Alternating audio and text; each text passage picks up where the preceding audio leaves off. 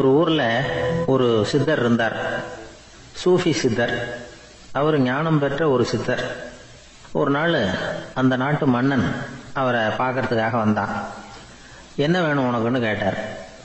நான் கடவுளை பார்க்கணும், அதுக்கு நீங்க தான் உதவி பண்ணணும் அப்படின்னா அவன்.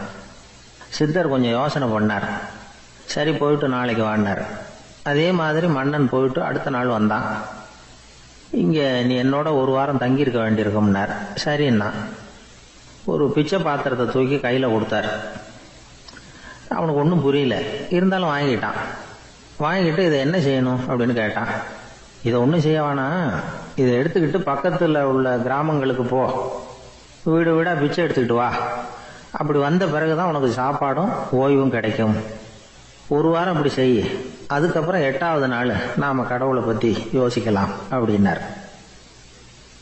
இப்படி ஒரு சொன்னதை கேட்டதும் அந்த அரசனுக்கு அதிர்ச்சி ஆயிட்டுது.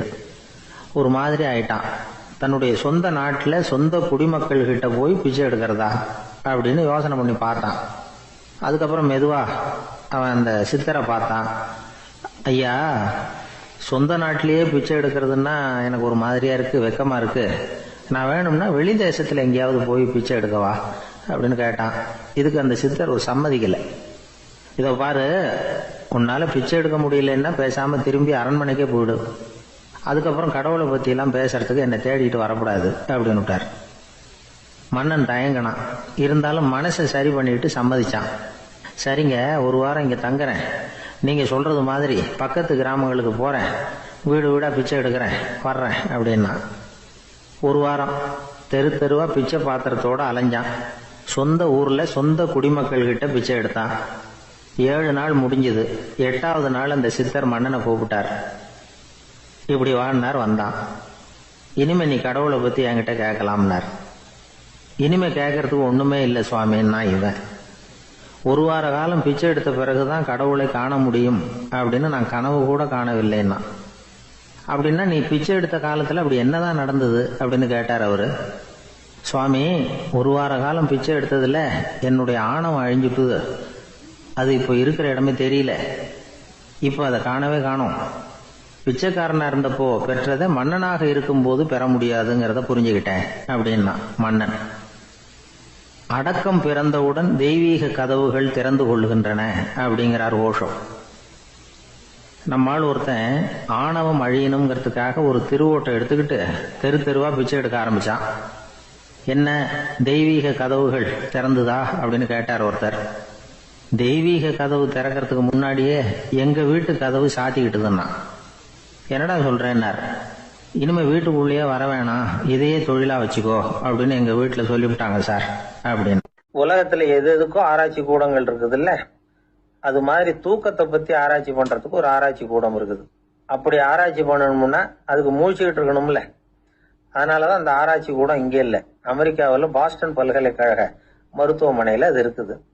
அங்க தூக்கத்தை பத்தி பல விதமான ஆராய்ச்சிகள் பண்ணிட்டு இருக்கிறாங்க. அந்த ஆராய்ச்சி கூடத்துல இயக்குனரா இருக்கிற ஒரு நிபுணர், அவர் என்ன சொல்றாரு தெரியுமா?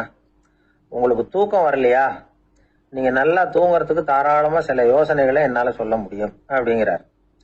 யோசனை தானே, காசா பணமா கேட்டு வச்சுக்கலாமே. உணவு, மனநிலை, தூங்கும் இடத்தோட சூழ்நிலை, படுக்கைக்கு செல்றப்போ உள்ள பழக்க வழக்கங்கள், இது காரணமா ஒருத்தருக்கு தூக்கம் வராம போகலாம். தூக்கம் வராததுக்கு இதுதான் காரணம்னா அதையெல்லாம் சுலபமா கட்டுப்படுத்தலாங்கிறார் அவர். தூக்கத்தை வரவழைக்கக்கூடிய ஒரு நல்ல மருந்து உடற்பயிற்சி. ஆனா ஒண்ணு, படுக்க போற நேரத்துல இது மாதிரி உடற்பயிற்சிகள் எல்லாம் செய்யக்கூடாது. கொஞ்சம் முன்னாடி பகல்லையே இந்த பயிற்சிகளை செய்யறது நல்லது. தூக்கம் வராம அவதிப்படுறவங்க பிற்பகல் நேரங்கள்ல காஃபி, டீ இது மாதிரி பானங்களை சாப்பிடக்கூடாது. மது அருந்துறது கூட தூக்கத்தை பாதிக்கும். வெது வெதுப்பான நீர்ல குளிக்கிறது, தியானத்துல ஈடுபடுறது, ஓய்வா இருக்கிறது, படுக்கிறது, அதாவது படுக்கிறதுக்கு முன்னாடி ஒரு குவளை பால் சாப்பிடுறது, இதெல்லாம் தூக்கத்தை வரவழைக்கிறது ரொம்ப உதவியா இருக்கும்.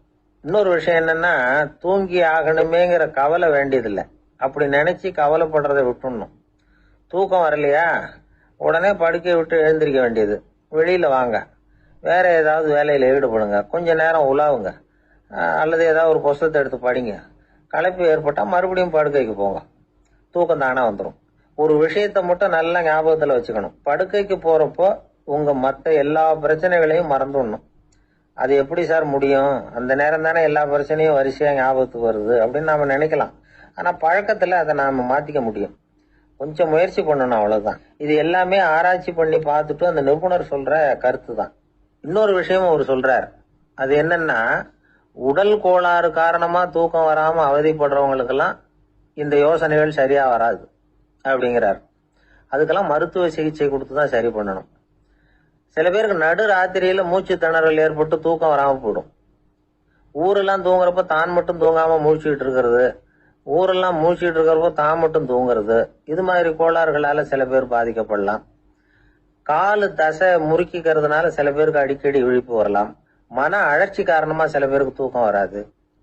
இது மாதிரி கோளாறுகளுக்கெல்லாம் அதுக்கு தகுந்த மாதிரி சிகிச்சை கொடுத்துதான் சரி பண்ண வேண்டியிருக்கும். எந்த கோளாறும் இல்லாம தூக்கம் வரலைன்னா ஆரம்பத்துல சொன்ன முறைகளை கடைபிடிச்சு பார்க்கலாம். தூக்கம் வந்ததுன்னா யோசனை சொன்ன அந்த நிபுணருக்கு நன்றி சொல்லலாம்.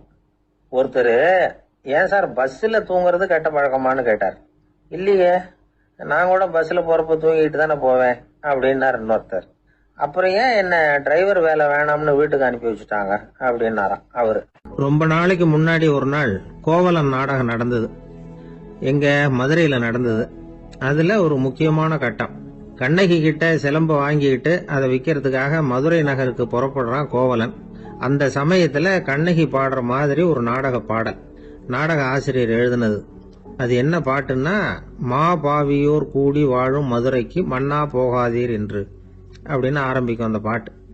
இதுதான் அந்த பாட்டு. இத கண்ணகி மேடையில பாடின உடனே கூட்டத்துல சலசலப்பு. நம்ம ஊர்லயே நமக்கு முன்னாடியே நின்னுகிட்டு மா பாவியோர் கூடி வாழும் மதுரை அப்படின்னு சொல்றாங்களே, என்ன தைரியம் அப்படின்னு எல்லாம் குழப்பம் பண்ண ஆரம்பிச்சுட்டாங்க. மக்கள் சத்தம் போட ஆரம்பிச்சுட்டாங்க. எதிர்ப்பு குரல் அது பாட்டுக்கு வர வர அதிகமா போட்டுது. கொண்டுகிட்டு வா அந்த நாடக ஆசிரியரை, எழுதுனது யார் அப்படின்னு ஒரே சத்தம், கூச்சல். வேற வழி இல்லை. மெதுவா மேடைக்கு வந்தார் அந்த நாடக ஆசிரியர்.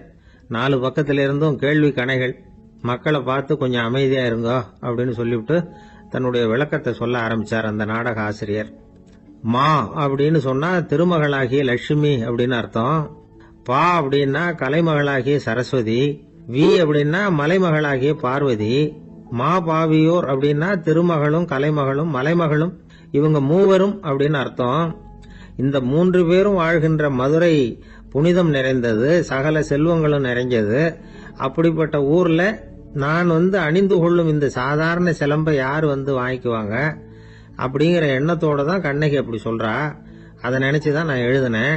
ஆகவே மதுரையை ரொம்ப சிரமப்படுத்தணும், ரொம்ப மோசமா எழுதணும் அப்படிங்கிற எண்ணம்லாம் எனக்கு கிடையாது. பெருமைப்படுத்தணும்னு நினைச்சுதான் அப்படி எழுதினேன் அப்படின்னு விளக்கம் கொடுத்தாராம்.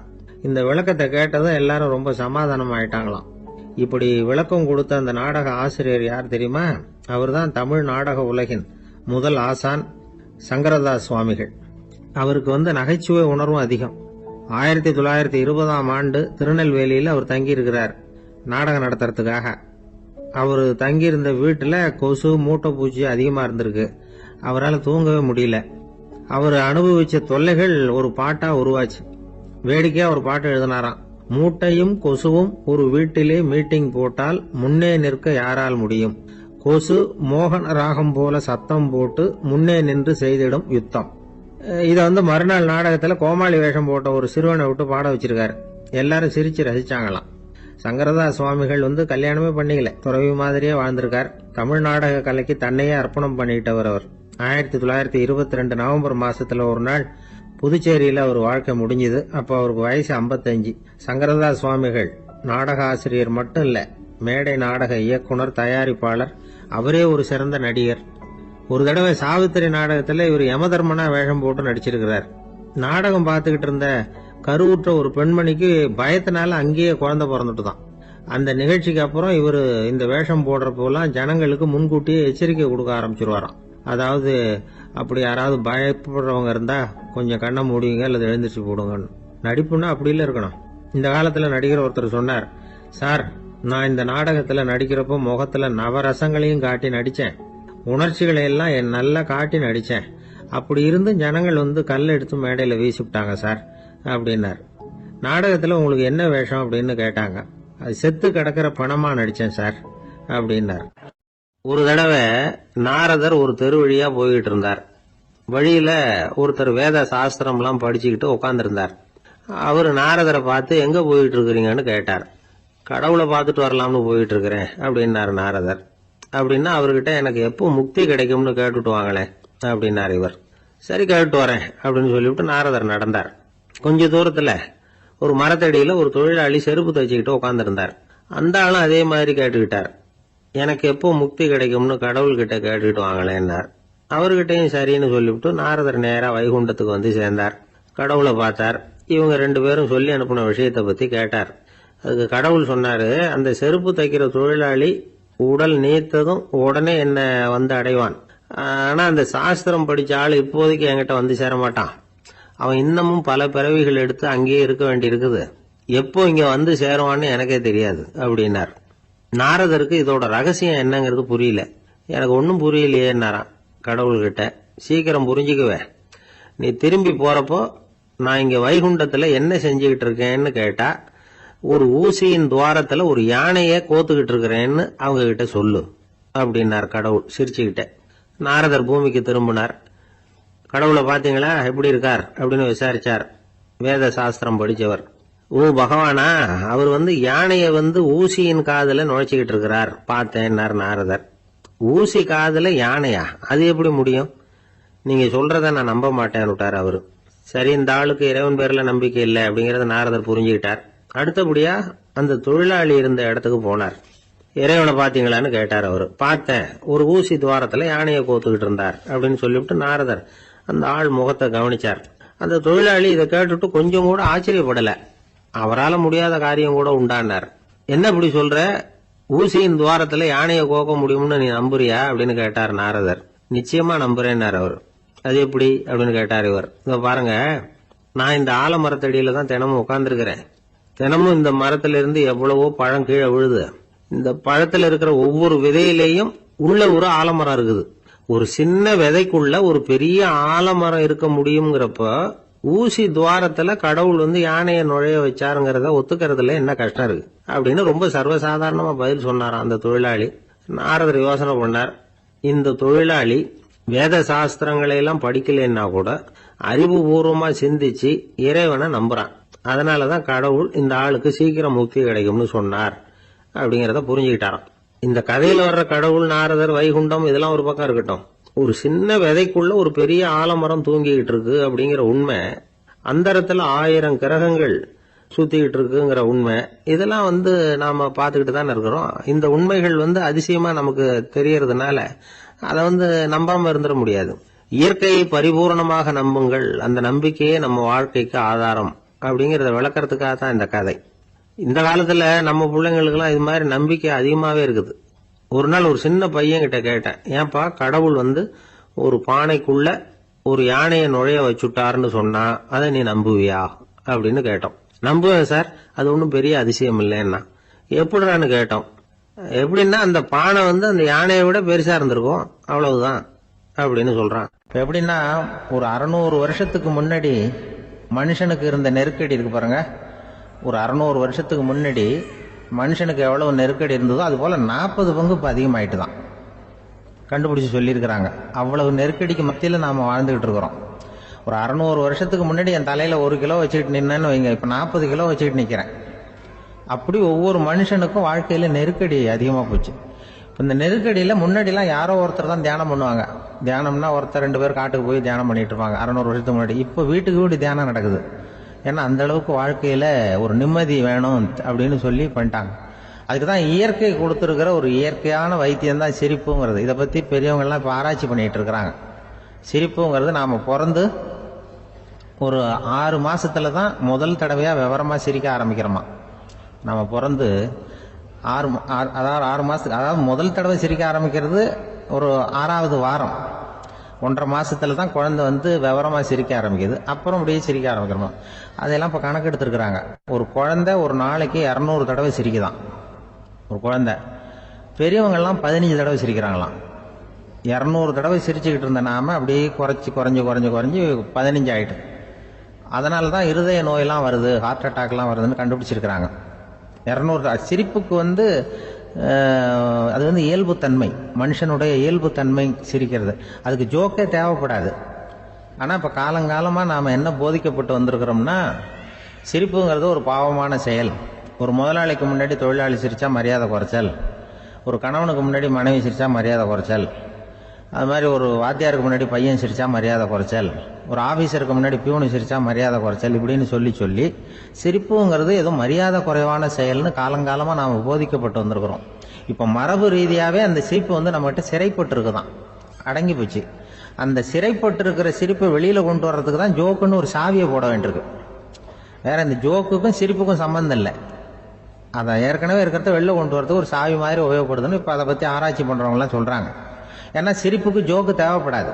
இப்போ ஒரு குழந்தை தொட்டிலில் படுத்துருக்குன்னு வைங்களேன், குழந்தை தொட்டிலில் இருக்குது, அது முகத்துக்கிட்ட போய் ஒரு கிளுகிழுப்பை ஆட்டுங்க சிரிக்கும். அந்த கிளுகிழுப்பை சத்தமே சிரிக்க வைக்கிறதுல அதுதான் மனுஷனுடைய இயல்புத்தன்மை. அது என்ன ஜோக்காது? சத்தம். ஒரு கிளுகிழுப்பையை கொண்டு போய் குழந்தை முகத்துக்கிட்ட ஆட்டினா சிரிக்குதே, அதுதான் இயல்புத்தன்மை. அதே கிளுகிழுப்பையை ஒரு தாத்தா மூஞ்சிக்கிட்ட ஆட்டுங்க, கோவம் வந்துடும், அடிக்க வருவார். என்னடா விளையாட்டு இது அப்படிமாரு. ஏன்னா அவர் சிரிச்சுக்கிட்டு இருந்தவர், அப்படி இருந்தவர் ஒரு காலத்தில். ஒரு கிளுகிழுப்புக்கு சிரிச்சவர் ஒரு காலத்தில் இப்போ கோவப்படுறாருன்னா அந்த அளவுக்கு நம்ம மாறி போயிட்டே வந்துகிட்டு இருக்கிறோம். அதனால அந்த இயல்புத்தன்மை மாறாமல் இருக்கணுங்கிறது ரொம்ப முக்கியம்.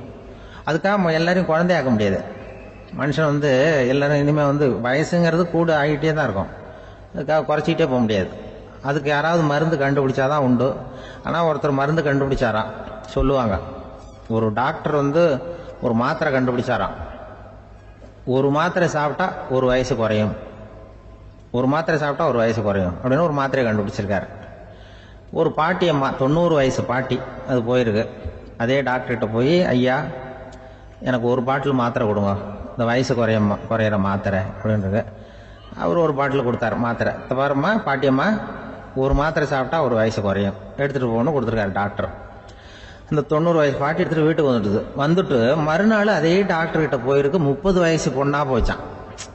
30 வயசு பொண்ணாக மாறி அதே டாக்டர்கிட்ட போயிருக்கு. இடுப்பில் ஒரு கை குழந்தை, அது சட்டை கிட்ட போடாமல் கட்டவரில் வாயில் வச்சுட்டு உட்காந்துருக்கு. நேராக டாக்டர்கிட்ட போய், டாக்டர் நேற்று வந்தேன், ஏதோ ஒரு மாத்திரை சாப்பிட்டா ஒரு வயசு குறையும், நீங்கள் நான் ஏதோ ஒரு ஆர்வத்தில் ஒரு 30-40 மாத்திரை சாப்பிட்டேன், இப்படி ஆயிட்டேன் அப்படின்னு. இப்போ டாக்டர் சொல்லியிருக்காரு, இதுக்கு ஏமா வருத்தப்படுற, எல்லாரும் வயசு குறையணும்னு தான் நினைக்கிறாங்க, உனக்கு வயசு குறைஞ்சிட்டுது, நீ சந்தோஷப்படு, இதுக்கே மறுபடியும் என்னட்ட வந்திருக்கிற அப்படின்னாரான் டாக்டர். அப்போ அந்த அம்மா சொல்லிச்சேன், என்னை பற்றி பரவாயில்ல டாக்டர், என் இடுப்பில் பாருங்க கை குழந்தை, இது சட்டை கிட்ட போடாமல் உட்காந்துருக்கு, கட்டவரில் வாயில் வச்சுட்டு உட்காந்துருக்கு, இது ரொம்ப ஆர்வத்தில் ஒரு 70 மாத்திரையை சாப்பிட்டு விட்டுது, இது என் வீட்டுக்காரரு. இவர் இடுப்பு விட்டு கீழே இறங்க மாட்டேங்கிறாரு. நான் எதையாவது கொடுத்து இனிமேதான் வயசை கூட்டி இறக்கி விடுவேன் டாக்டர் அப்படின்னு தான். அவர் ஏதோ நமக்கும் இதுக்கும் சம்மந்தம் இல்லைங்கிறது மாதிரி கட்டாரில் வச்சுட்டு அவர் பாட்டு உட்காந்துருக்காரு. ஏதோ நமக்கு இந்த உலகமே இல்லை, நமக்கு சம்மந்தம் இல்லைங்கிற மாதிரி உட்காந்துருக்காரு. இப்படியே நான் தூக்கிட்டு எங்கே அலையிறது அப்படின்னு தான். அதனால வயசை குறைக்கிறது இயற்கைக்கு விரோதமாக நாம் பண்ண முடியாது. ஆனால் இந்த இயல்பு தன்மை மாறாமல் வச்சுக்கலாம். குழந்தை மாதிரி மாற முடியாதே தவிர அந்த குழந்தை தன்மையோடு வாழறதுக்கு கற்றுக்கணும். அதுதான் வாழ்க்கையில் இன்பமாக வாழறதுக்கு வழி. குழந்தை தனமாக இருக்கக்கூடாது, குழந்தை தன்மையோடு இருக்கணும்னு சொல்லுவாங்க. குழந்தை தன்மைங்கிறது வேற, குழந்தை தனம்ங்கிறது வேற. அப்படி ஒரு மாத்திரை கண்டுபிடிச்சிட்டா இப்போ யாராவது ஒருத்தவங்க இடுப்பில் குழந்தைய தூக்கிட்டு போனால் போய் கேட்கணும், ஏம்மா இது ஏன் வீட்டுக்காரரா உன் குழந்தையா அப்படின்னு கேட்டு அதுக்கப்புறம் அவருக்கு வணக்கம் சொல்லணும். இப்படிலாம் ஆகிடும் நிலைமை. இயற்கையை நம்ம மாற்ற முடியாது, அதுக்கு தகுந்தாப்புல தான் நாம் பண்ணணும். குழந்தை தன்மையோடு வாழறதுக்கு குடும்பத்தில் குழந்தை தன்மைங்கிறது எப்படின்னா, இப்போ ஒரு சில பேருக்கு அந்த குழந்தை தன்மை உண்டு. ஒரு வீட்டில் ஒரு புள்ள படுத்திருக்கு, அம்மா எழுப்புறாங்க, காலேஜுக்கு நேரமாச்சு எழுந்திருப்பா, காலேஜுக்கு நேரமாச்சு எழுந்திருப்பா அப்படின்ற. அந்த அம்மா அந்த புள்ள சொல்லியிருக்கு, ஐயோ எனக்கு காலேஜுக்கு போகிறதுக்கு பிடிக்கலம்மா, என்னை தொந்தரவு பண்ணாத, காலேஜுக்கு போகிறதுக்கு எனக்கு பிடிக்கல அப்படின்னு தான். அப்போ அந்த அம்மா சொல்லியிருக்கு, ஏன் உனக்கு காலேஜுக்கு போகிறதுக்கு பிடிக்கல, கல்லூரிக்கு போகிறதுக்கு, அதுக்கு 2 காரணம் சொல்லு அப்படின்னு. அப்போ அந்த புள்ள சொல்லிச்சான், ஏன் பிடிக்கலன்னா, கல்லூரியில் இருக்கிற வாத்தியாருக்கும் என்ன பிடிக்க மாட்டேங்குது, ஆசிரியர்களுக்கும். 2வது காரணம், கல்லூரியில் படிக்கிற மாணவர்களுக்கும் என்ன பிடிக்கல, அதனால நான் காலேஜுக்கு போக மாட்டேன்ற குழந்தை புள்ள சொல்லியிருக்கு. அம்மா அப்படிலாம் நீ இதுக்காக போகாமல் இருக்கக்கூடாது, நீ போய் தான் ஆகணும் அப்படின்னு பிடிவாதமாக அந்த அம்மா பிள்ளைய எழுப்புனாங்களாம். சரி நான் எதுக்கு காலேஜ் போகணும்னு சொல்கிறேன், அதுக்கு நீ 2 காரணம் சொல்லு அப்படின்னு தான் அந்த புள்ள. அப்போ அந்த அம்மா சொன்னாங்களாம், நீ ஏன் காலேஜுக்கு போகணும்னா, முதல் காரணம் உனக்கு வயசு 52, ரெண்டாவது காரணம் நீ தான் பிரின்சிபால் அப்படின்னு தான். என்ன இருந்தாலும் அவங்க அம்மாவுக்கு அது புள்ள தானே. அதுதான் குழந்தை தன்மைங்கிறது. 52 வயசுலையும் குழந்தை தன்மையோடு இருக்கார் பாருங்க. அதுதான் அந்த குழந்தை தன்மையோடு வாழறது தான் வெற்றிக்கு வழின்னு சொல்லுவாங்க. ஒரு ஊரில் ஒருத்தர் இருந்தான். ஏதோ ஒரு சின்ன அலுவலகத்தில் வேலை பார்த்துக்கிட்டு இருந்தான். ரொம்ப ஏழை. வர்ற கொஞ்சம் வருமானத்தை வச்சு வாழ்க்கையை ஓட்டிகிட்டு இருந்தான். ஒரு நாள் தெரு வழியாக அவன் நடந்து வந்துக்கிட்டு இருக்கிறான். தெருவில் ஒரு காசு கிடந்தது. அதை பார்த்துட்டான். அது குனிஞ்சு எடுத்தான். அது ஒரு பழங்கால காசு. அந்த காசு நடுவில் ஒரு துளை இருந்தது. அதாவது துளையிட்ட நாணயம். பழங்காலத்தில் புழக்கத்தில் இருந்த ஒரு நாணயம் அது. துளையிட்ட நாணயம் கிடைச்சதுன்னா ரொம்ப நல்லது, அது அதிர்ஷ்டம் அப்படின்னு ஒரு நம்பிக்கை உண்டு. இவன் கையில் அது கிடைச்சதும் ரொம்ப சந்தோஷப்பட்டான். இனிமேல் என்னுடைய கஷ்டம்லாம் தீரப்போகுது, அதிர்ஷ்டம் என்னை தேடி வரும், நான் பணக்காரன் ஆகிடுவேன் அப்படின்னு சொல்லிட்டு அந்த காசை தன்னுடைய கோட்டு பையில் பத்திரமா போட்டு வச்சுக்கிட்டான். அடிக்கடி அதை தொட்டு பார்த்துக்கிறது உண்டு, வெளியில் எடுக்க மாட்டான். இப்படியே கொஞ்ச காலம் ஆச்சு. அதுக்கப்புறம் என்னாச்சு தெரியுமா? நிஜமாவே அதிர்ஷ்டம் அவனை தேடி வர ஆரம்பிச்சுட்டுது. செல்வம் வந்து குவிஞ்சுது. பணம், பதவி, புகழ் எல்லாம் வந்து சேர்ந்தது. சமூகத்தில் அவன் ஒரு பெரிய மனுஷன் ஆயிட்டான். எல்லாரும் அவனை பாராட்டினாங்க. அவன் எதை தொட்டாலும் வெற்றி, எல்லாம் அந்த காசோட மகிமை அப்படின்னு அவன் மனசுக்குள்ளே நினச்சிக்கிட்டான். தினமும் காலையில் அந்த கோட்டை போட்டுக்கிட்டு தான் வெளியில் கிளம்புவான். புறப்படுறதுக்கு முன்னாடி கோட்டு பாக்கெட்டை தொட்டு பார்த்துக்குவான், உள்ளே காசு இருக்கா அப்படிங்கிறத உறுதிப்படுத்திக்குவான். அதுக்கப்புறம் தான் வெளியில் கிளம்புவான். இப்படியே பல வருஷம் ஓடி போச்சு. ஒரு நாள் அவனுக்கு அந்த ஆசை வந்துட்டுது. அதாவது அந்த துளையிட்ட நாணயத்தை எடுத்து கண்ணால் பார்க்கணும் அப்படின்னு. காலையில் சாப்பிட்டுக்கிட்டு இருந்தான். அப்போ தன்னுடைய மனைவி கிட்ட சொன்னான், ரொம்ப நாளைக்கு அப்புறம் என்னுடைய அந்த நாணயத்தை இன்னைக்கு வெளியில் எடுத்து பார்க்க போகிறேன்னா. என்னத்துக்கு அது, இப்போ அதை பார்க்க வேணாமே அப்படின்னு மெதுவாக இழுத்தாங்க அந்த அம்மா. இல்லை நான் பார்த்தே தீரணும் அப்படின்னு அவன் தன்னுடைய சட்டை பைக்குள்ள கையை விட்டான். உள்ளே இருந்த நாணயத்தை வெளியில் எடுத்தான். பார்த்தா அவனுக்கு ஆச்சரியமாக போச்சு. அந்த நாணயத்தில் துளையே இல்லை. என்ன ஆச்சு அப்படின்னு சொல்லி அவன் ரொம்ப குழம்பி போயிட்டான். இப்போ அந்த அம்மா சொன்னாங்க, நான் தான் ஒரு நாள் உங்கள் கோட்டு ரொம்பவும் தூசியாக இருக்கேன்னு சொல்லி அதை ஜன்னலுக்கு வெளியில் உதறினேன். உள்ளே இருந்த அந்த காசு அப்போ எனக்கு தெரியாது, ஞாபகத்தில் இல்லை. அது தெருவில் விழுந்துட்டது போல இருக்கு. அதுக்கப்புறம் எவ்வளவோ தேடி பார்த்தேன், கிடைக்கல. அதுக்குள்ளே அதை யாரோ எடுத்துகிட்டு போயிட்டாங்க போல இருக்கு. அது இல்லைங்கிறது உங்களுக்கு தெரிஞ்சால் வருத்தமாக இருக்குமேங்கிறதுக்காக நான் தான் வேற ஒரு நாணயத்தை எடுத்து சட்டை பைக்குள்ளே வச்சுட்டேன் அப்படின்னு விவரத்தை சொன்னாங்க அந்த அம்மா. இது எப்போ நடந்ததுன்னு கேட்டான். உங்களுக்கு அந்த காசு கிடைச்சதே அன்னைக்கு மறுநாளே இது நடந்து போச்சு அப்படின்னாங்களாம். இதை கொஞ்சம் யோசனை பண்ணி பாருங்க. அவனுக்கு அதிர்ஷ்டத்தை கொடுத்தது அந்த நாணயம் இல்லை, அவனுடைய நம்பிக்கை, அதாவது தன்னம்பிக்கை. அதுதான் வேலை செஞ்சிருக்கு. இதிலிருந்து நாம் தெரிஞ்சுக்க வேண்டியது என்னன்னா, வாழ்க்கையில் முன்னேற நினைக்கிறவங்களுக்கு தன்னம்பிக்கை ரொம்ப முக்கியம். அது இல்லைன்னா முன்னேற முடியாது. ஒருத்தன் சொன்னானா, நான் எப்பவுமே என்னதான் சார் நம்புவேன், மற்றவங்கள நம்ப மாட்டேன். நேற்றுக்கு பாருங்க, திடீர்னு 10 பேர் என்ன அடிக்க வந்துட்டாங்க, நான் ஒருத்தனாவே அதை சமாளித்தேன் அப்படின்றான் ரொம்ப பெருமையா. அது எப்படின்னு கேட்டாங்களாம். ஒரே ஓட்டமாக அங்கேருந்து ஓடி வந்துட்டேன் அப்படின்னு நானா. நம்மள மாதிரி ஒரு ஆசாமி அவன் நம்மள மாதிரியே கற்பனை பண்ணான். அதாவது நாம தான் இந்த உலகத்துல ரொம்பவும் கஷ்டப்படுறோம், மற்றவங்க எல்லாம் சந்தோஷமா இருக்கிறாங்க அப்படின்னு அவன் நினைச்சுக்கிட்டான். அவன் ஒரு நாள் கடவுளை வேண்டிக்கிட்டானா, சுவாமி, இந்த உலகத்துல எவ்வளவோ பேர் இருக்கிறாங்க, ஒவ்வொருத்தருக்கும் ஒவ்வொரு விதமான கஷ்டம் இருக்கலாம், ஒத்துக்கிறேன். இருந்தாலும் எனக்கு அது கொஞ்சம் அதிகமா இருக்கிறது மாதிரி தெரியுது. அதனால நீங்க எனக்காக ஒரு சின்ன உதவி செஞ்சா போதும். அது வேற ஒண்ணும் இல்ல, என்கிட்ட இருக்கிற துயரங்களை இன்னொருத்தர் யாருகிட்டயாவது கொடுத்துருங்க, அவர்கிட்ட இருக்கிற துயரங்களை என்கிட்ட மாத்தி கொடுத்துருங்க. ஒரு மியூச்சுவல் டிரான்ஸ்பர், அவ்வளவுதான். அப்படி பண்ணிவிட்டா போதும் அப்படின்னு வேண்டிக்கிட்டானா. அன்னைக்கு ராத்திரியே அவன் ஒரு கனவு கண்டிருக்கான். வானத்திலிருந்து ஒரு குரல் கேட்டிருக்கு. அது என்ன சொல்லிச்சு தெரியுமா? ஏ ஜனங்களே, எல்லாரும் அவங்க கஷ்டங்களை ஒரு பையில போட்டு எடுத்துக்குங்க. அப்படி எடுத்துக்கிட்டு நேரா இந்த ஊர் எல்லையில இருக்கிற கோயிலுக்கு வந்து சேருங்க அப்படின்னு அந்த குரல். ஆஹா, கடவுள் நம்ம பிரார்த்தனைக்கு செவி சாய்ச்சுட்டார் அப்படின்னு சந்தோஷப்பட்டான் இவன். உடனே என்ன பண்ணான், தன்கிட்ட இருந்த கஷ்டத்தையெல்லாம் ஒரு சாக்கு பையில போட்டு எடுத்துக்கிட்டான். வீட்டை விட்டு வெளியில வந்தான். தெருவில் இறங்கி நடக்கிறான். அங்க பார்த்தா ஏகப்பட்ட பேர் ஆளுக்கு ஒரு பைய தூக்கிக்கிட்டு கோயிலுக்கு போயிட்டு இருக்கிறாங்க. சில பேர் மூட்டையா கட்டி தலையில சுமந்துக்கிட்டு போயிட்டு இருக்கிறாங்க. இவன் பார்த்தான். இவனுக்கு ரொம்ப ஆச்சரியமா இருந்தது. ஏன்னா எல்லாரும் வச்சிருக்கிற பைய இவன் பைய விட பெருசா இருந்தது. இவன் பை தான் இருக்கிறதுலயே கொஞ்சம் சின்னதா தெரிஞ்சது. இப்ப அவன் மறுபடியும் சாமியை வேண்டிக்கிட்டான். கடவுளே, இப்ப உள்ள சூழ்நிலையை கவனிச்சா என்கிட்ட இருக்கிற பைய பரவாயில்லன்னு தோணுது.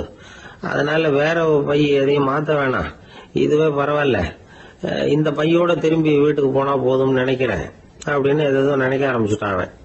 எல்லாரும் கோயிலுக்கு போய் சேர்ந்தாங்க. கோயில்ல அந்த குரல் மறுபடியும் கேட்டுது. எல்லாரும் அவங்கவுங்க பைகளை சோகத்துல தொங்க விடுங்க, திடீர்னு விளக்குகள் அணையும், மணி அடிக்கப்படும், அதுதான் அடையாளம். அந்த சமயத்துல இருட்டுல உங்களுக்கு வேண்டிய பைய நீங்க மாத்தி எடுத்துக்கலாம், தேர்ந்தெடுத்துக்கலாம். வெளிச்சம் இருக்கிறப்பவே உங்களுக்கு பிடிச்ச பைக்கு பக்கமா பார்த்து நீங்க நின்னுக்கலாம் அப்படின்னு சொல்லி விவரம் சொல்லிச்சான் அந்த குரல். அப்படி சொன்னதுக்கு அப்புறம் திடீர்னு விளக்கு அணைஞ்சுது, மணி அடிச்சுது. கொஞ்ச நேரம் கழிச்சு மறுபடியும் விளக்குகள்லாம் எரிஞ்சுது. இப்போ பார்த்தா எல்லாரும் அவங்கவுங்க பையையே கெட்டியா பிடிச்சிக்கிட்டு நிக்கிறாங்க. இவனும் அப்படியே நிக்கிறான். இவன் மெதுவா பக்கத்துல நிக்கிறவங்க கிட்ட கேட்டானா, ஏன் நீங்க பைய கையிலேயே வச்சிருக்கிறீங்க, செவுத்துல மாட்டலையா அப்படின்னு கேட்டிருக்கான். இல்லப்பா, நீ ஏன் கையிலேயே வச்சிருக்கிறியோ அதே காரணத்துக்காக தான் நாங்களும் வச்சிருக்கிறோம். நம்ம கவலைகளை பத்தி நமக்கு ஓரளவுக்காவது தெரியும். ஆனா மத்தவங்க கவலைகள் நமக்கு பரிச்சயம் இல்லாதவை, பழக்கம் இல்லாதது. அதனால நமக்கு தெரிஞ்ச கவலைகளை சமாளிக்கிறது சுலபம். தெரியாததை சமாளிக்கணும்னா மறுபடியும் ஆரம்பத்துல இருந்து ஆரம்பிக்கணும். அதனால பழைய நண்பர்களோட வாழறது தான் மேல் அப்படின்னு ஆனான். அதுக்கப்புறம் அவன் தன்னோட பைய போதும்னு வீட்டுக்கு திரும்பி வந்துட்டானான். இது ஒரு பெரியவர் சொல்லி இருக்கிற கதை. அதனால நம்ம கிட்ட இருக்கிற கஷ்டங்கள் தான் பெருசு, அதை இன்னொருத்தங்கிட்ட கொடுத்துட்டு மாத்திக்கலாம் அப்படின்னு நினைக்கிறது தப்பு. இதே மாதிரி இன்னொரு சம்பவம். ஒரு ஊர்ல ஒரு நாள் ராத்திரி ஆகாயத்தில இருந்து கடவுள் குரல் கேக்குது. இந்த ஊர்ல இருக்கிற ஜனங்கள்லாம் கொஞ்சம் கவனிங்க, உங்களுக்கு ஒரு செய்தி. அதாவது இங்க இருக்கிற ஜனங்கள்லயே கொஞ்சம் கூட கவலையே இல்லாத ஆள் யாருன்னு எனக்கு தெரியணும். அதனால எல்லாரும் அவங்க கவலைகளை ஒரு பையில போட்டு எடுத்துக்கிட்டு கோயிலுக்கு வாங்க அப்படின்னாரு கடவுள். உடனே வரிசையா எல்லாரும் வர ஆரம்பிச்சாங்க. எல்லார் கையிலயும் பை இருந்தது, சின்னதும் பெருசுமா. கவலையே இல்லாத ஆள் யாருன்னு தேடினார் கடவுள். ஒரே ஒரு ஆள் மட்டும் கையில எதுவும் இல்லாம வெறும் கையை வீசிக்கிட்டு ரொம்ப ஜாலியா நடந்து வந்துகிட்டு இருந்தான். கடவுள் அவங்ககிட்ட போனார். ஏன்பா, உனக்கு கவலையே இல்லையா அப்படின்னு கேட்டார். எனக்கும் சில கவலைகள்லாம் உண்டு அப்படின்னு அவன். எங்க அதெல்லாம்னு கேட்டிருக்காரு கடவுள். பின்னாடி லாரியில வந்துகிட்டு இருக்கு அப்படின்னு அவன். ஒரு ஊர்ல ஒரு ஆள் இருந்தான். நிறைய பணம் சேர்த்தான். அவனுக்கு சம்பாதிக்க தெரியுமே தவிர செலவு பண்ண தெரியாது. மகா கஞ்சன். காசை கையில எடுக்கவும் மாட்டான். எடுத்தா செலவு செய்ய வேண்டியிருக்குமே. அதனால இப்படியே அவன் காலத்தை ஓட்டி விட்டான். வயசாயிட்டுது. அவனுடைய மனைவி ஒரு நாள் கேட்டாங்க, இவ்வளவு நாளா நீங்க என்ன எங்கேயுமே அழைச்சிட்டு போனதில்லை, இப்போவாவது அழைச்சிட்டு போகக்கூடாதா அப்படின்னாங்க. எங்க போகணும் சொல்லுன்னா. காசிக்கு போகணும், கங்கையில குளிக்கணும்னாங்க. இவன் பார்த்தான், இதுக்கு ஏன் அவ்வளவு தூரம் செலவு பண்ணிட்டு போகணும், நம்ம ஊர் ஆத்துலயே குளிக்கலாமே, இதுவும் புண்ணிய நதி தான், இங்க குளிச்சா அங்க குளிச்ச பலன் கிடைச்சிரும் அப்படின்னா. சரின்னு 2 பேரும் ஆத்தங்கரைக்கு போனாங்க.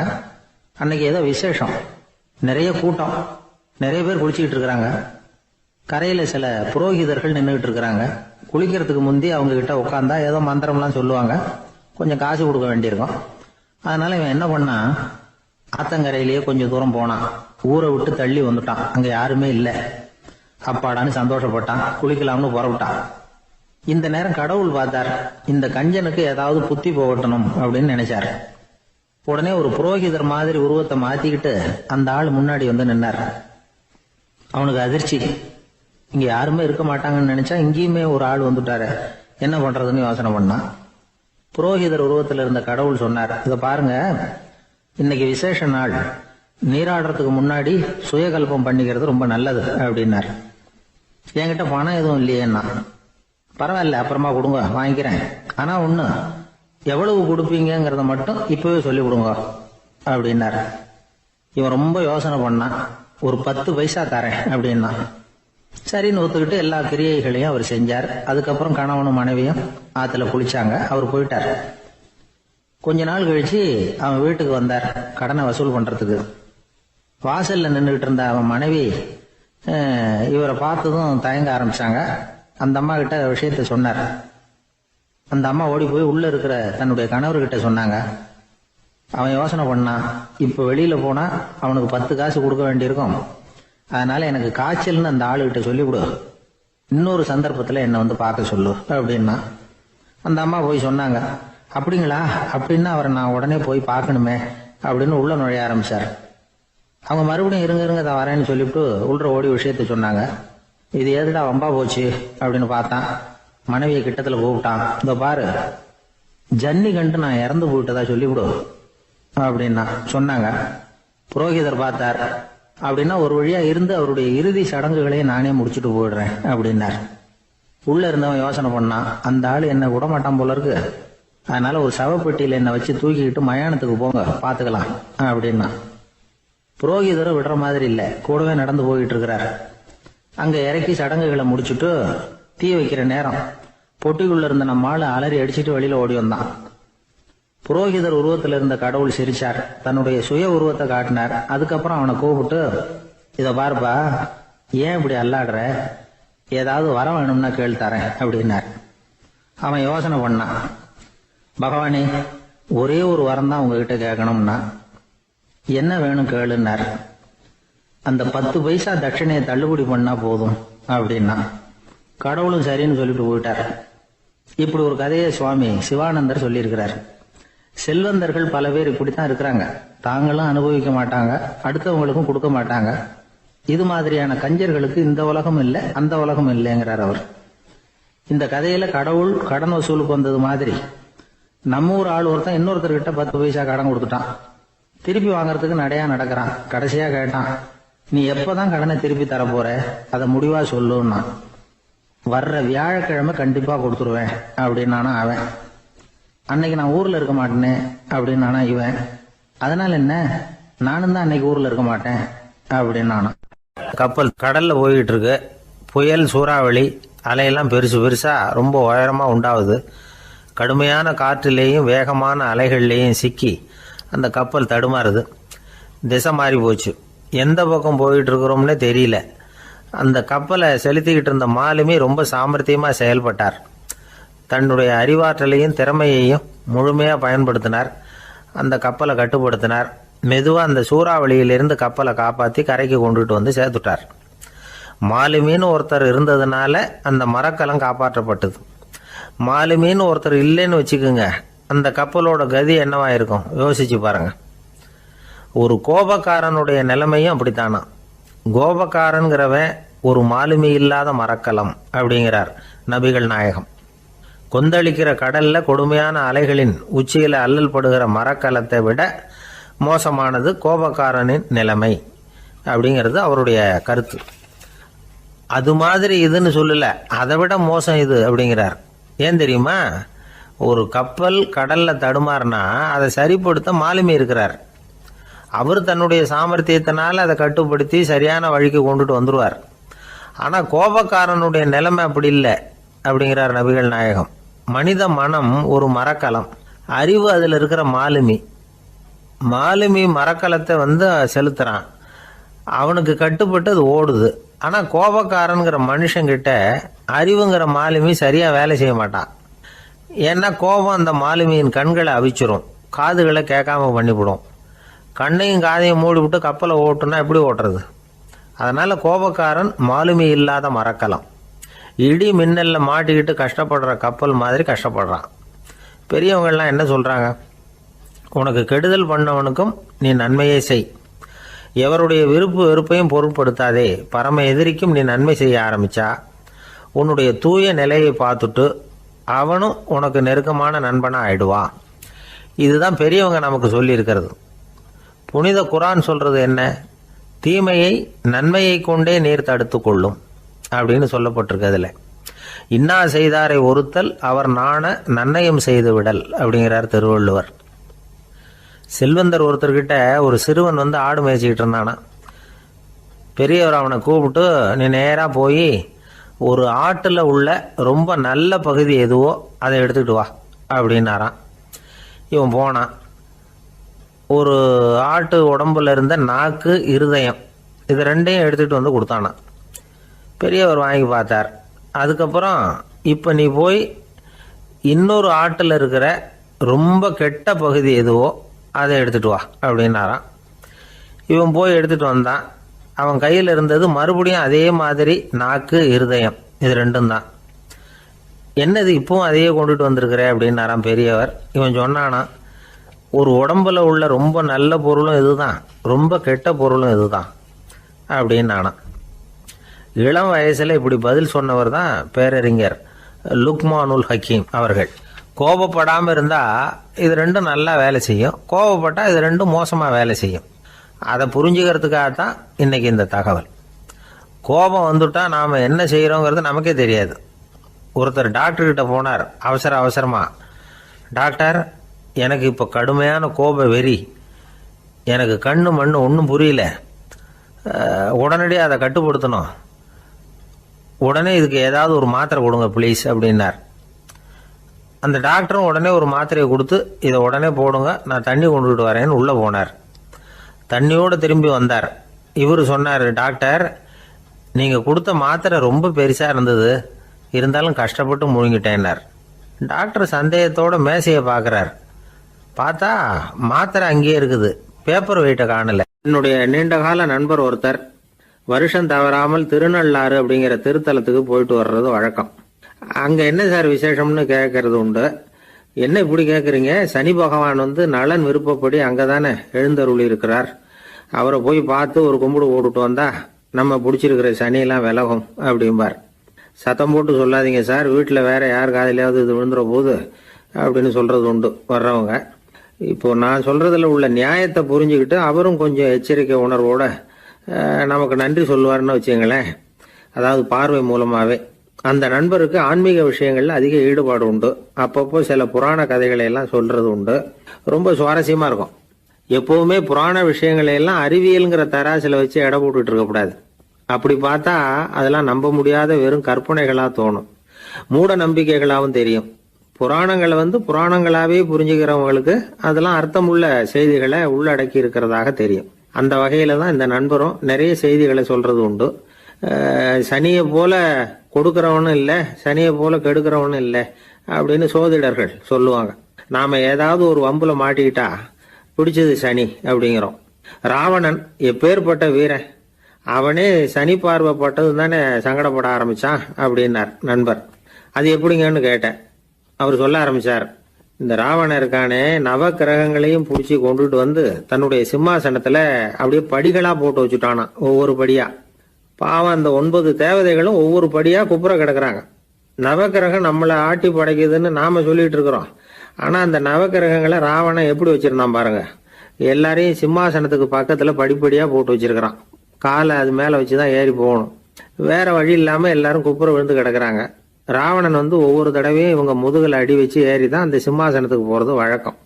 இப்படி நடந்துகிட்டு இருக்கிறது நாரதர் கண்ணுல போட்டுட்டு தான். அவர் சும்மா இருப்பாரா?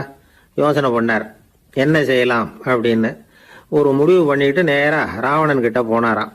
ராவணா, நீ நவக்கிரகங்களை பிடிச்சு கொண்டாந்து உன்னுடைய சிம்மாசனத்துக்கு படிகளா போட்டு வச்சிருக்கிற, அது உன்னுடைய வீரத்தை காட்டுது. இருந்தாலும் ஒரு விஷயத்த நீ யோசிச்சு பார்க்கணும். ஒவ்வொரு தடவை நீ சிம்மாசனத்துக்கு போகும் பொழுதும் நவக்கிரகங்களின் முதுகல் அடி வச்சு நீ ஏறி போற, அது உனக்கு பெருமை கிடையாது. அவங்களுடைய மார்புல அடி வச்சு ஏறி போகணும், அதுதான் உனக்கு பெருமை அப்படின்னாராம். இவர் சொல்றதும் சரிதானே அப்படின்னு யோசிச்சிருக்கான் ராவணன். உடனே குப்புற கிடந்த நவக்கிரகங்களை திருப்பி மல்லாக்க போட்டான். அவங்க மார்புல அடி வச்சு மேலே ஏறி சிம்மாசனத்துக்கு போனானா. அப்படி போயிட்டு இருக்கும் பொழுது சனி பகவானின் பார்வை அவன் மேல பட்டுதான். அவ்வளவுதான். என்னாச்சு தெரியுமா? சூர்பனகை தேடி வந்தா. சீதையோட அழகை பத்தி தன்னுடைய அண்ணங்கிட்ட சொல்ல ஆரம்பிச்சுட்டா. விவகாரம் ஆரம்பம் ஆயிட்டது. அதுதான் சனியினுடைய வேலை அப்படின்னு சொல்லி இந்த கதையை சொல்லி முடிச்சார் என்னுடைய நண்பர். ஆக சனியின் பார்வை நம்ம பேல படாம பாத்துக்கிறது தான் நல்லதுங்கிறீங்க அப்படின்னு. ஆமா சார், இப்ப கூட நான் உங்க வீட்டுக்கு வந்திருக்கிறதே ஒருத்தருடைய பார்வை என் மேல படக்கூடாதுங்கிறதுக்காகத்தான் அப்படின்னார். யாருங்க அதுன்னு என்னுடைய மாமனார் சார். அவசரத்துக்கு அவர்கிட்ட கொஞ்சம் கடன் வாங்கி விட்டேன். நம்ம மாப்பிள்ளை தானேன்னு சொல்லி அவரு விட்டு கொடுக்கறதுக்கு தயாரா இல்லை. இன்னைக்கு இப்ப அவர் எங்க வீட்டுக்கு வரக்கூடிய நேரம், அதுதான் அவர் பார்வையிலிருந்து படாம தப்பிக்கலாங்கிறதுக்காக இங்க வந்துட்டேன் அப்படின்னார். பார்வை படணும்னு இருந்தா பட்டுத்தான் தீரும் போல இருக்கு அப்படின்னா. என்ன சார் சொல்றீங்கன்னார் ஒன்றும் புரியாம. நீங்க இங்க தான் வருவீங்கன்னு அவருக்கு ஏற்கனவே தெரியும் போல இருக்கு. அதனால உங்களுக்கு முன்னாடியே உங்க மாமனார் இங்க வந்துட்டார். அதுவும் அந்த பீரோவுக்கு பக்கத்துல தான் பின்னாடி மறைஞ்சு நின்றுகிட்டு இருக்கிறார் அப்படின்னு. அசோக மன்னர் வந்துகிட்டு இருக்கார். அவருடைய ஆலோசகர்கள் எல்லாம் பக்கத்துல வந்துகிட்டு இருக்கிறாங்க. அந்த சமயத்துல எதிரில் ஒரு புத்த பிக்ஷு வர்றார். அசோகர் பார்க்கிறார். ஓடி போய் அவர் காலில் விழுந்து வணங்குறார். அசோக மன்னரின் தலை அந்த புத்த துறவியின் பாதத்துல பட்டுக்கிட்டு இருக்கு. பக்கத்துல நின்றுகிட்டு இருந்த அமைச்சருக்கு இது ரொம்ப சங்கடமா போச்சு. ரொம்ப வருத்தப்பட்டார். நம்ம அசோக சக்கரவர்த்தி எப்பேற்பட்டவர், அவரோட தலை ஒரு சன்னியாசியின் பாதத்துல படுறதா அப்படின்னு நினைச்சு ரொம்ப கவலைப்பட்டார். அரண்மனைக்கு திரும்பினதும் அமைச்சர் மெதுவா ஆரம்பிச்சார். அரசே, எனக்கு ரொம்ப வருத்தமா இருக்குது அப்படின்னார். எதுக்குன்னார் மன்னர். அசோக சக்கரவர்த்தியின் தலை, அதாவது அந்த சிரம், ரொம்ப மதிப்புமிக்க ஒன்று. அது ஒரு சன்னியாசியின் காலில் படலாமா அப்படின்னார். அசோகர் பதில் சொல்லல, சிரிச்சார், போயிட்டார். அதுக்கப்புறம் ஒரு சரியான சந்தர்ப்பத்துக்காக காத்துக்கிட்டு இருந்தார். ஒரு நாள் அமைச்சரை கூப்பிட்டார். எனக்கு 3 தலைகள் வேணும் அப்படின்னார். சொல்லுங்க, கொண்டுகிட்டு வரேன் அப்படின்னார் அமைச்சர். அசோகர் சொன்னார், முதல்ல எனக்கு தேவையானது ஒரு ஆட்டின் தலை, 2வது ஒரு புலியின் தலை, 3வது ஒரு மனிதனின் தலை. இதுதான் அசோகர் கேட்டது. எங்க இருந்தாலும் கொண்டு வாங்கன்னார். அமைச்சர் புறப்பட்டார். ஆட்டுத்தலை, புலி தலை கிடைச்சிட்டுது. அப்புறமா ஒரு சுடுகாட்டுக்கு போய் ஒரு மனித தலையும் சேகரம் பண்ணிட்டு ராஜா கிட்ட வந்துட்டார். அரசே, உங்கள் ஆணைப்படி 3 தலைகளையும் கொண்டு வந்திருக்கிறேன்னார். அசோகர் பார்த்தார். ரொம்ப நல்லது, இப்ப இது 3ஐயும் எடுத்துக்கிட்டு போய் சந்தையில வித்துட்டு வாங்க அப்படின்னார். அமைச்சர் அதுகளை எடுத்துக்கிட்டு சந்தைக்கு போனார். முதல்ல ஆட்டுத்தலை நல்ல விலைக்கு வித்து போச்சு. நல்ல விலை கொடுத்து வாங்கிட்டு போட்டாங்க. அடுத்தபடியா புலி தலைய ஒருத்தர் வாங்கிட்டார். அதை பாடம் பண்ணி வீட்டுல மாட்டி வைக்கலாமே அப்படின்னு நினைச்சு அதையும் வாங்கிட்டு போட்டார். மனித தலையை மட்டும் வாங்கறதுக்கு யாரும் முன் வரல. எல்லாரும் அதை பார்த்துட்டு விலைக்கு போக ஆரம்பிச்சாங்க. அமைச்சர் திரும்பி வந்தார். அரசே, இந்த தலையை மட்டும் யாரும் வாங்க மாட்டேங்கிறாங்க அப்படின்னார். சரி, பரவாயில்ல, இதை இலவசமாவே எனாமாவே யாருக்கிட்டையாவது கொடுத்துட்டு வந்துருங்க அப்படின்னார். அமைச்சர் மறுபடியும் சந்தைக்கு போனார். இதை இலவசமா தரேன், இதை வாங்கிக்கோங்க அப்படின்னார். அப்பவும் அதை யாரும் வாங்கிக்கிறதுக்கு தயாரா இல்லை. மறுபடியும் திரும்பி மன்னர்கிட்ட விவரத்தை சொன்னார். இப்போ மன்னர் சொல்றார், அமைச்சரே, உயிர் இருக்கிற வரைக்கும் தான் இந்த தலைக்கு மதிப்பு. ஜீவன் போனதுக்கு அப்புறம் அதோட மதிப்பும் போயிடுது. அதனால மதிப்பு இருக்கும் பொழுதே பெரியவர்கள் பாதம் பணிந்து அந்த புனிதத்தை பெற்றுக்கொள்ளணும் அப்படின்னார். பணிவுங்கிறது வேற, அடிமைத்தனம்ங்கிறது வேற. பெரியவர்களை பணிவது நமக்கு பெருமை தரக்கூடிய விஷயம். இதை மனசுல வச்சுக்கிட்டு எப்போ காலில் விழணும், எப்போ காலில் விழக்கூடாது அப்படிங்கிறத முடிவு பண்ணிக்கணும். ஒரு சாதாரண ஆள் நடந்து வந்துகிட்டு இருந்தார். எதிரில் வந்த ஒரு பெரிய மனுஷன் ஓடி போய் அவர் காலில் விழுந்து தன்னுடைய தலையை அவர் பாதத்துல கொண்டு போய் வச்சார். கொஞ்ச நேரம் கழிச்சு எழுந்திரிச்சு வந்துட்டார். வந்த பிறகு இவரை கேட்டேன், ஏன் திடீர்னு ஓடி போய் அந்த ஆளு காலில் விழுந்தீங்க அப்படின்னு. அவர் போட்டிருக்கிறது என்னோட காணாம போன செருப்பான்னு கண்டுபிடிக்கிறதுக்காக அப்படி விழுந்தேன் அப்படின்னார். வாழ்க்கையில் சில சந்தர்ப்பங்களில் நாம் சில அவமானங்களை சந்திச்சே தீர வேண்டியிருக்கு. என்ன பண்ணுறது, காலம் அப்படி. அவமானப்படுறவங்க உடனே அடங்கி போயிடுறது தான் உலக வழக்கம். அவமானப்பட்டால் உடனே சீறி எழறவங்களும் உண்டு. ஆனால் அதையே ஒரு சவாலாக எடுத்துக்கிட்டு முன்னுக்கு வர்றவங்களும் சில பேர் இருக்கிறாங்க. அவங்க ரொம்ப அபூர்வம். இன்றைக்கி மனோதத்துவ நிபுணர்கள்லாம் என்ன சொல்கிறாங்க தெரியுமா? அவமானப்பட்டுட்டா உடனே அடங்கி போயிடக்கூடாதான். அதையே ஒரு சவாலாக எடுத்துக்கிட்டு மனசில் ஒரு வைராக்கியத்தோடு முயற்சி பண்ணினா வாழ்க்கையில் எல்லாரும் முன்னேறலாமா. அவமானம்ங்கிறத நாம் வைராக்கியமாக மாற்றிக்கணும். அதுதான் வெற்றிக்கு வழி. ராமர் இந்த பூமியில் பிறந்ததே ஒரு வைராக்கியத்தினால தான் சார் அப்படின்னார் ஒருத்தர். எப்படிங்க அது அப்படின்னு கேட்டேன். அவர் சொன்னார், தசரதருக்கு ராமர் குழந்தையா பிறக்கணும், அப்போ தான் இங்கே இருக்கிற கஷ்டங்கள்லாம் நீங்கும் அப்படின்னு சர்வ லோகமும் எதிர்பார்த்துக்கிட்டு இருக்குது. ஆனால் அவர் எப்போ பிறப்பார் அப்படின்னு யாருக்கும் தெரியல. அந்த காரியம் சீக்கிரம் நடக்கணுமே, அதுக்கு என்ன பண்ணுறது? நாரதர் வந்தார் ஒரு நாள் தசரதரை தேடி. தசரதா, உனக்கு ஒரு செய்தி தெரியுமான்னு ஆரம்பித்தார். அவர் எப்பவும் இப்படித்தானே ஆரம்பிக்கிறது வழக்கம். என்ன விஷயம்னு கேட்டார் தசரதர். தசரதா, நீ அடிக்கடி உன்னோட தேரில் ஏறிக்கிட்டு தேவலோகத்துக்கு போகிற, அங்கே போகிற வர்ற எல்லாம் பண்ணிகிட்டு இருக்க, எல்லாம் சரி. தேவலோகத்துலேயும் உன்னை நல்லபடியாக தான் வரவேற்கிறாங்க.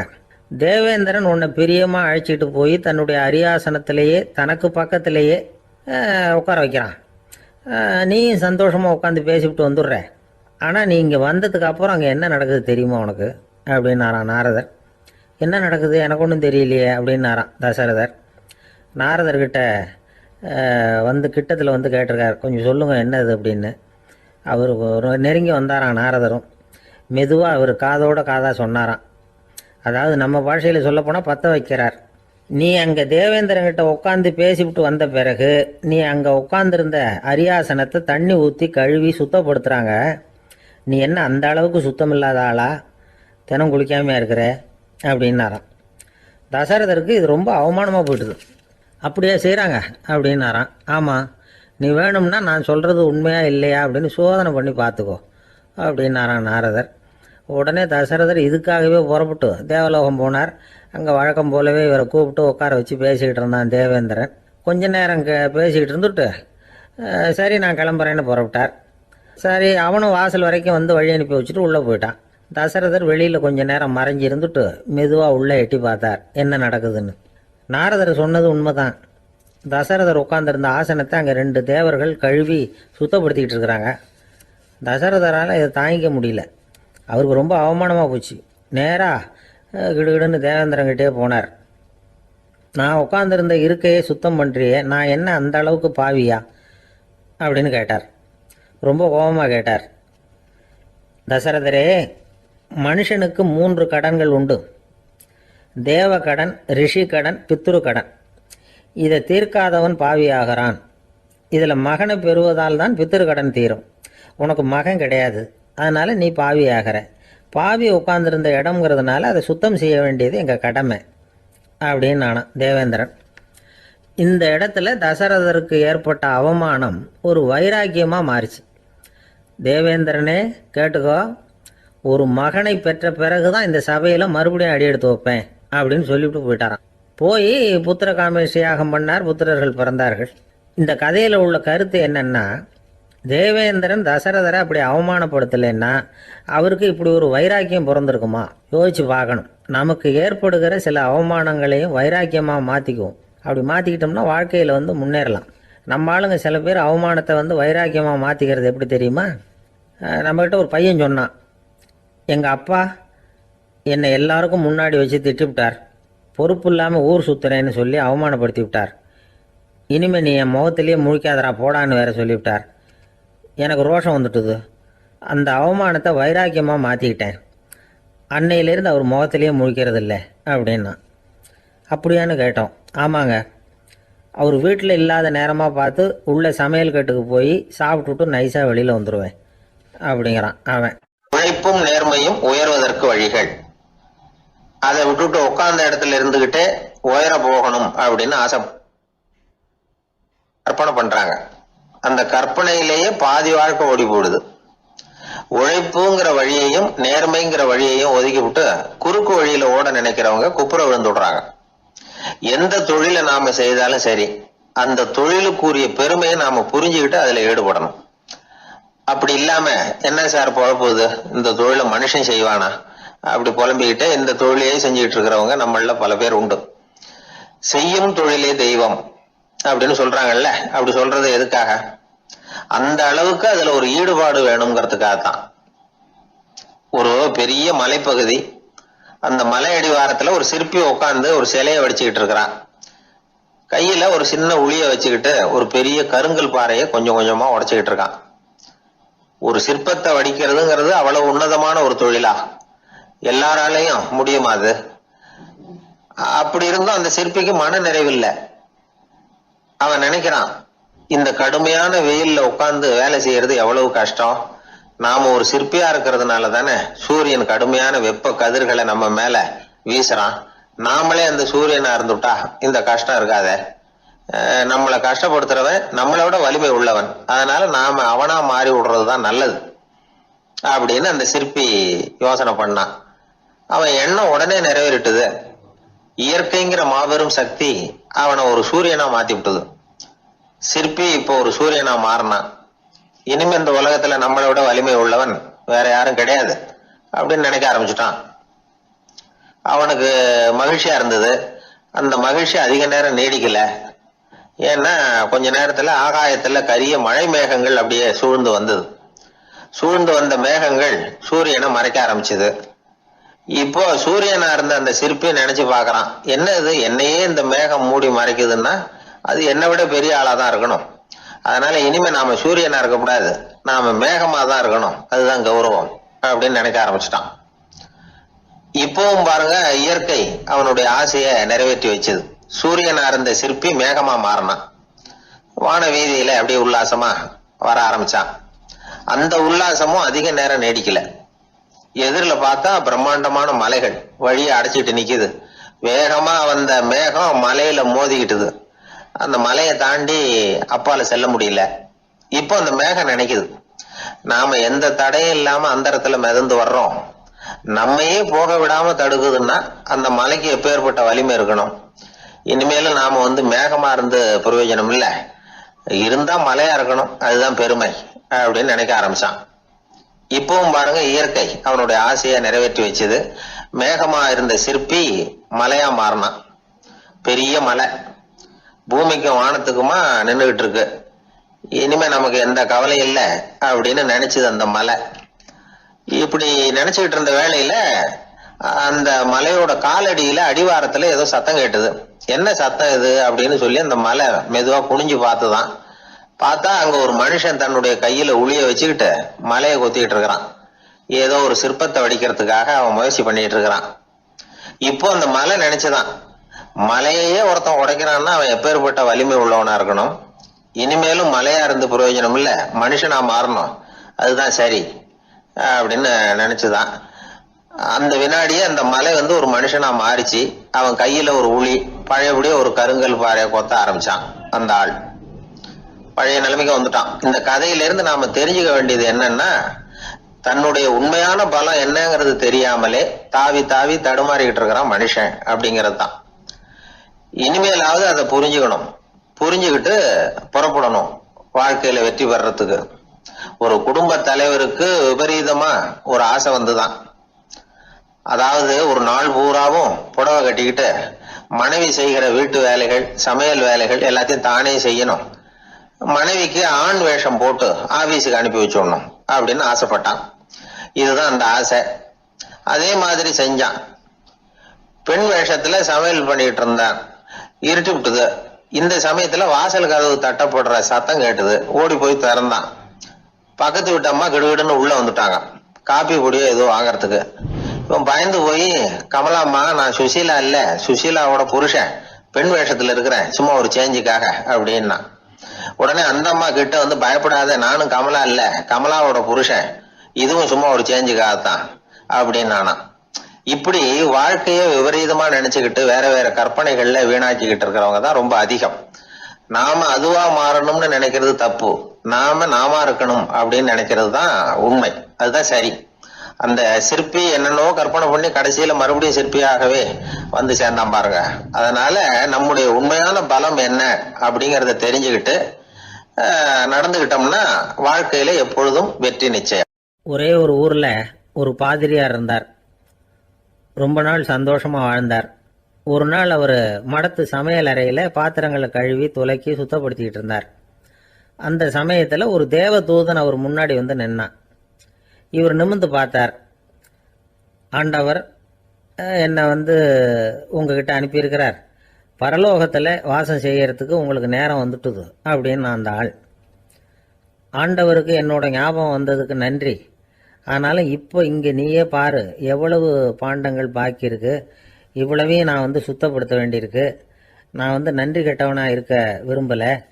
இந்த பணியை முடிக்கிற வரைக்கும் என்னுடைய பரலோக வாழ்வை தள்ளி வைக்க முடியுமா? நீ என்ன நினைக்கிற அப்படின்னு கேட்டார். தேவதூதன் தனக்கே உரிய விவேகத்தோட அன்போட பாதிரியாரை பார்த்தான். சரி, என்ன செய்யலாம்ங்கிறத அப்புறம் சொல்கிறேன் அப்படின்னு சொல்லிவிட்டு புறப்பட்டு போயிட்டான். ஒரு நாள் அந்த பாதிரியார் தோட்டத்தில் உள்ள களைகளை எல்லாம் ஒரு களை கொத்தியால் கொத்தி களை எடுத்துக்கிட்டு இருக்கிறார்.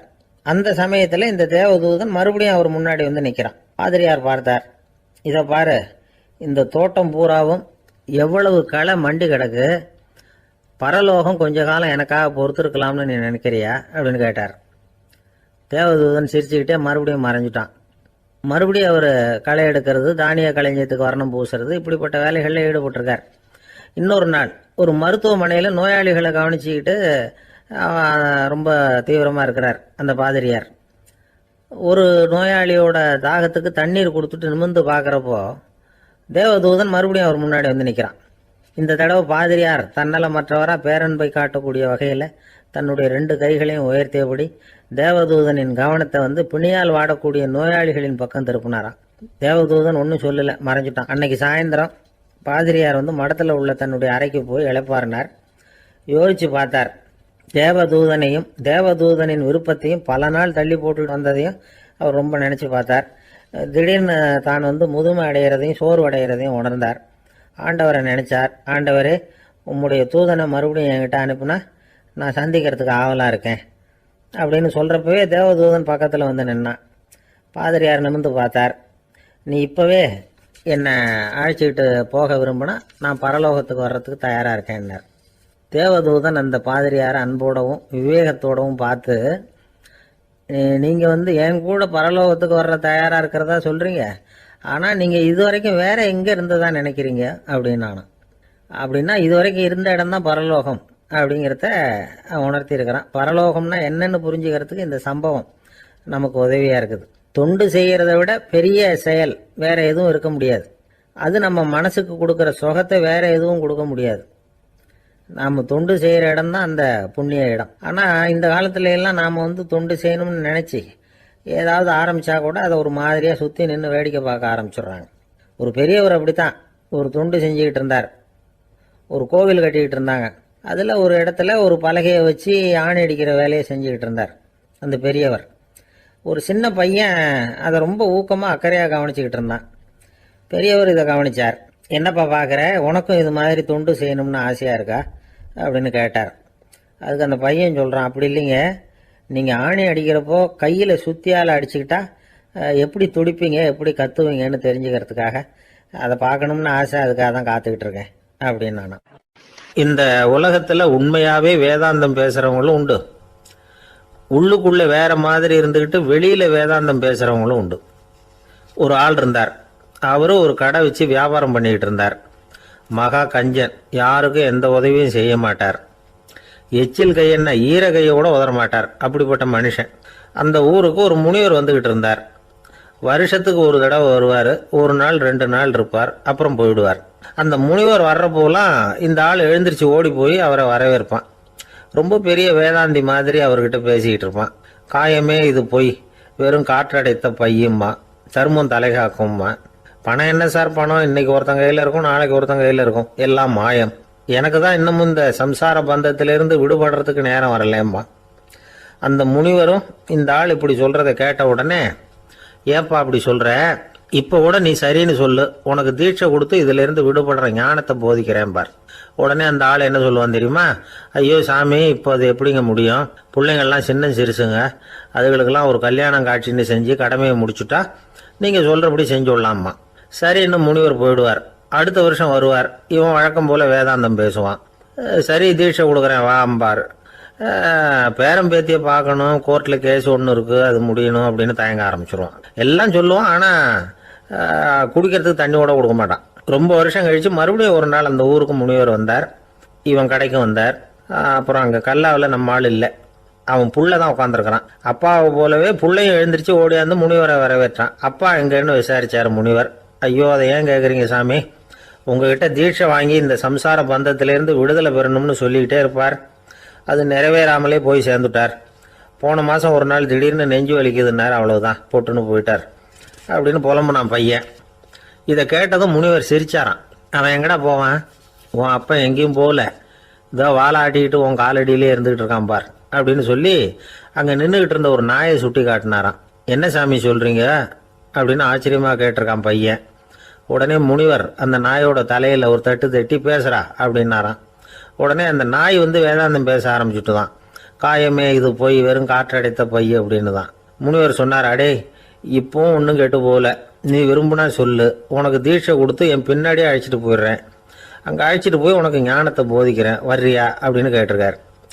உடனே அந்த நாய் சொல்லிச்சான், ஐயோ அதை ஏன் கேட்குறீங்க சாமி, நான் உண்ணாமல் தின்னாமல் ஏராளமான சொத்து சேர்த்து வச்சுட்டேன். என் பிள்ளைங்க அதோட பெருமை தெரியாமல் ராத்திரி நேரம்லாம் கதவை திறந்து போட்டுட்டு தூங்கிடுவாங்க. அதனால் இப்படி நாயாக பிறந்து ராத்திரி பகலாக சுற்றி சுற்றி வந்து காவல் காத்துட்டு கிடக்கிறேன். இப்போ எப்படி சாமி வர முடியும் அப்படின்னு கேட்டுதான். அறியாமையிலேயே சுகம் கண்டு இப்படி இருக்கிற ஆளுங்களுக்கு எப்படி விடுதலை கிடைக்கும், எப்போ விடுதலை கிடைக்கும் அப்படின்னு கேட்குறார் தசாவதானி திருக்குறள் பேர் ராமையா. அவர் கேட்குறது நியாயம் தானே. இந்த காலத்து பையன் ஒருத்தன் அப்பா கிட்ட சொன்னான், அப்பா இன்னைக்கு நான் 1 ரூபா மிச்சப்படுத்தி விட்டேன் அப்படின்னு. நானும் அப்படியா என்னடா பண்ணேன்னு கேட்டிருக்கார் அப்பா. டவுன் பஸ்ஸில் ஏறாமல் அது பின்னாடியே ஓடியாந்தேன், 1 ரூபா மிச்சம் தானே அப்படின்றான். அட பாவி, ஒரு ஆட்டோ பின்னாடி ஓடியாந்துருந்தா 10 ரூபா மிச்சமாயிருக்குமே, வேஸ்ட் பண்ணிட்டியே அப்படின்னா. ஒரு சீன தேசத்து அரசர் இருந்தார். அவருக்கு வயசாயிட்டுது. அவருக்கு அடுத்தபடியாக அவருடைய புள்ள பட்டத்துக்கு வரணும், ஆட்சி பொறுப்பை ஏற்றுக்கணும். ஒரு நல்ல தலைவனுக்கு இருக்க வேண்டிய பண்புகள்லாம் தன்னுடைய மகனுக்கு இருக்கணும்னு விரும்பினார் அந்த அரசர். அதனால் இளவரசனை பக்கத்தில் இருந்த ஒரு குரு கிட்ட அனுப்புனார். இளவரசன் அவர்கிட்ட போய் சேர்ந்தான். அந்த குரு என்ன பண்ணார் தெரியுமா, இவனை பார்த்து சொன்னார், இதை பாருப்பா, நீ என்ன பண்ணுற, இப்போவே பக்கத்தில் இருக்கிற காட்டுக்கு போ, நடுக்காட்டில் போய் ஒரு இடத்துல உட்காந்துக்கோ. அங்கே என்னென்ன சத்தம்லாம் உன் காதில் விழுதுன்னு கவனிச்சு கேளு. உன் காதில் விழுந்த ஓசைகள் என்னென்னங்கிறத என்கிட்ட வந்து சொல்லு, அதுதான் எனக்கு தெரியணும், உனக்கு வேலையும் அதுதான் அப்படின்னு சொல்லி அனுப்பி வச்சுட்டார். இளவரசன் காட்டுக்கு போனான்.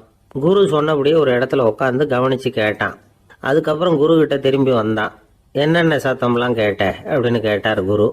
குருவே, காட்டில் நான் பறவைகள் சத்தம்லாம் கேட்டேன், மிருகங்களின் ஓசையையும் கேட்டேன், இதை தவிர இடி மின்னல் மழை இதுகளோட சத்தத்தையும் கேட்டேன் அப்படின்னா.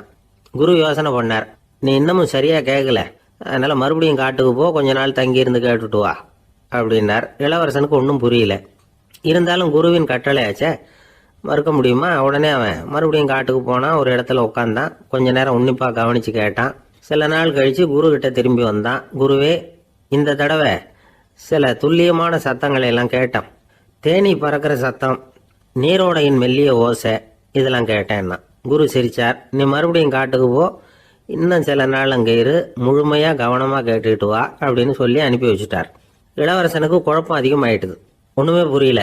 மறுபடியும் காட்டுக்கு போனான். மௌனமாக ஒரு இடத்துல உட்காந்துட்டான். அப்படியே தியானத்தில் ஆழ்ந்துட்டான். சில நாளில் அவனுக்கு இதுவரை கேட்காத ஓசைகள்லாம் கேட்க ஆரம்பிச்சிட்டுது. இதைத்தான் நான் கேட்கணும்னு என்னுடைய குரு எதிர்பார்த்துருக்கிறாருங்கிறத புரிஞ்சுக்கிட்டான். உடனே குரு கிட்ட ஓடனான். குருவே, இந்த தடவை காதுகளுக்கு கேட்க முடியாத சில ஓசைகளை கூட என்னால் உணர முடிஞ்சுது. பூ மலருகிற ஓசை, சூரியனால் பூமி சூடாகிறப்போ எழுகிற ஓசை, காலை பனித்துளி இந்த புல்லுலாம் குடிக்கிற ஓசை, இது எல்லாம் என்னால் நல்லா கேட்க முடிஞ்சுது அப்படின்னா. குருவுக்கு இப்போதான் திருப்தி ஏற்பட்டுதான். இளவரசனை பார்த்து சொன்னார், இதை பாருப்பா, இப்போதான் நாட்டை ஆளுகிற தகுதி உனக்கு வந்திருக்குது அப்படின்னு சொல்லி அதுக்கு விளக்கமும் கொடுத்தாராம். எந்த அரசன் தன்னுடைய மக்களின் எதையும் பேசுகிற மௌன மொழியை, மௌன வார்த்தைகளை கேட்குறானோ அவன்தான் ஆள தகுதி உள்ளவன். எந்த அரசன் தன்னுடைய மக்களின் உணர்ச்சிகளை உண்மையாக உணர்றானோ அவன்தான் முதன்மையான அரசன். போலி வார்த்தைகளை மட்டும் கேட்டுட்டு பல மௌன ராகங்களை காதில் வாங்கிக்காதவன் அரசனே இல்லை. எந்த நாட்டில் எப்போ ஒரு அரசன் தன்னுடைய மக்களின் உணர்ச்சிகளை கேட்க மறுக்கிறானோ அன்னையிலிருந்தே அந்த நாடு அழிய தொடங்குது அப்படின்னு அர்த்தம். இதுதான் அந்த குரு இளவரசனுக்கு போதிச்சது. வாயால் பேசுறத மட்டும் கேட்டு ஏமாறக்கூடாது, உணர்ச்சிகளையும் கேட்கறதுல தான் மனப்பக்குவம் உண்டாகும். மக்கள் உணர்ச்சிகளை புரிந்து கொள்ளாத அரசர்கள் நீடிச்சிருக்க முடியாது. அது மாதிரி நாடுகளில் அடிக்கடி குழப்பம் தான் உண்டாகும். அப்படி இருந்தால் அடிக்கடி ஆட்சி மாறிட்டு இருக்கும். அப்படிப்பட்ட ஒரு தேசம், அங்கே ஒரு சிறைச்சாலையில் 3 கைதிகள் பேசிக்கிட்டு இருந்தாங்க. ஒருத்தன் சொன்னான், நான் இந்த நாட்டு ராஜாவை எதிர்த்து பேசிக்கிட்டு இருந்தேன், அதனால் என்னை பிடிச்சி கொண்டாந்து இங்கே போட்டுட்டாங்க அப்படின்னா ஒருத்தன். இன்னொருத்தன் சொன்னான், நான் இந்த நாட்டு ராஜாவை ஆதரித்து பேசிக்கிட்டு இருந்தேன், அதனால் என்னை பிடிச்சி கொண்டாந்து இங்கே தள்ளிவிட்டாங்க அப்படின்னா.